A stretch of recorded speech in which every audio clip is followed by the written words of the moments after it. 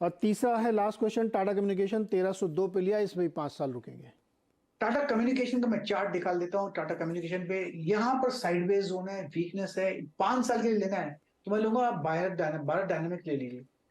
Tata communication तो उसका मुझे लगता है कि थोड़ी वीकनेस दिखेगी, इसलिए इंस्टेड ऑफ टाटा कम्युनिकेशन आप बीडीएल में डाल दीजिएगा या फिर एचएल में डाल दीजिएगा। ओके, तो ये थी मनोज जी आपके तीनों सवालों पे राय। और अगला सवाल है डॉक्टर अभय गोयल का, देहरादून से। गोयल साहब बताइए क्या सवाल। डॉक्टर गोयल।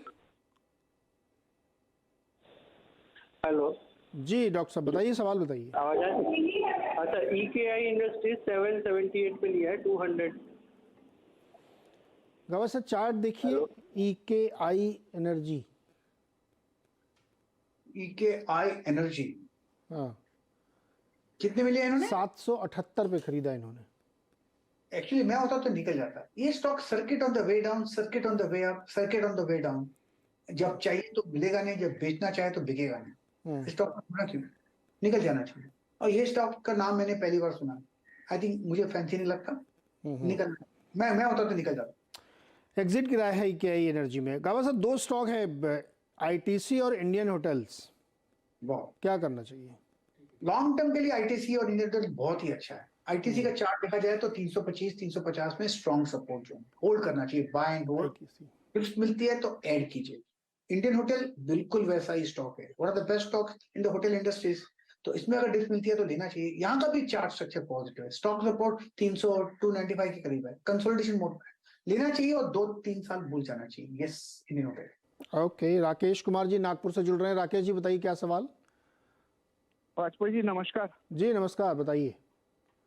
जी, प्रश्न ऐसा था कि मेरे पास 73 के भाव के 35,000 इंडियन ऑयल लिए थे सितंबर में। ओके। अपन ने इसलिए लिया था कि भाई जो उसको लोग क्रूड जो सस्ता मिल रहा है उसको उसके कारण बेनिफिट होगा, बहुत सारा फायदा होगा, मुनाफा आएगा, लेकिन वो ऐसा कुछ हुआ ही नहीं। हाँ। और जो अभी 30,000 करोड़ जो सरकार ने दिए उसमें से मान लो 15,000 करोड़ मिलेंगे इंडियन ऑयल को, तो उसका कुछ आगे बेनिफिट अगले 6 महीना साल भर में इंडियन ऑयल 95-110 के आसपास जा सकता है? कोई चांसेस लगते हैं? ओके, लंबे समय का आउटलुक चाहिए। आप लंबे समय के लिए रुकने के लिए तैयार है ना? बिल्कुल, कोई प्रश्न नहीं है साहब। ठीक।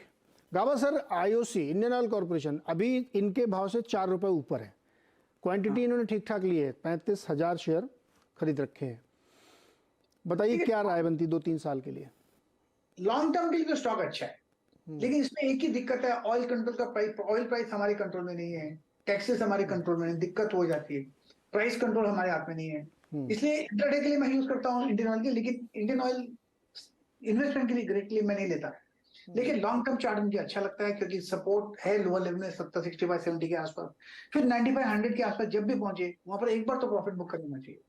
ओके राकेश जी, ये गाबा सर के टेक्निकल चार्ट है कि 90 के आसपास जाए तो एक बार प्रॉफिट बुक करिएगा, आपको प्रॉफिट होगा भी।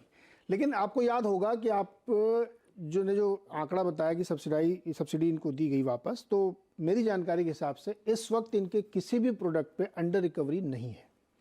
रीज़न इसका ये है कि क्रूड स्टेबल है और सरकार ने इनको प्राइस घटाने के लिए मजबूर नहीं किया है, तो प्राइस स्टेबल है। उसकी वजह से पेट्रोल में तो बहुत पहले ख़त्म हो गई थी, LPG की सब सरकार ने दी थी, और डीजल की ऑलमोस्ट ज़ीरो हो चुकी है। तो अब इनके पास जो प्रेशर आप देख रहे होंगे वो एक तो ओवरऑल मार्केट का प्रेशर है, दूसरा ये जो लगातार कैपेक्स करते रहते हैं उसका दबाव होता है। तो मुझे लगता है कि ये प्राइस जिस पे आपने एंट्री ली है वो बिल्कुल ठीक है। फंडामेंटली कोई ऐसी बुरी खबर ऑयल मार्केटिंग कंपनीज के लिए एज ऑन डेट नहीं है, खासतौर पर IOC के लिए तो बिल्कुल नहीं, क्योंकि ना तो इनका कोई OFS आना है, ना इनका कोई डाइवेस्टमेंट होना है, इनका सिर्फ एक्सपेंशन ही होना है। तो अगर मार्केट सुधरता है तो ऑयल कंपनीज के लिए ये अच्छी खबर होगी। तो एंट्री पॉइंट सही है। बाकी टेक्निकली जैसे गाबा जी ने बताया कि आप 90 के आसपास प्रॉफिट ले सकते हैं, री एंट्री कर सकते हैं, लेकिन जिस प्राइस पे आपने लिया वो रॉक बॉटम प्राइस है। ये अच्छा ट्रेड आपका एक बन सकता है आगे जाते हुए। बता दें कि मनी कंट्रोल पर दिए गए विचार एक्सपर्ट्स के अपने निजी विचार होते हैं। वेबसाइट या मैनेजमेंट इसके लिए उत्तरदायी नहीं है। यूजर्स को मनी कंट्रोल की सलाह है कि कोई भी निवेश निर्णय लेने से पहले सर्टिफाइड एक्सपर्ट की सलाह लें।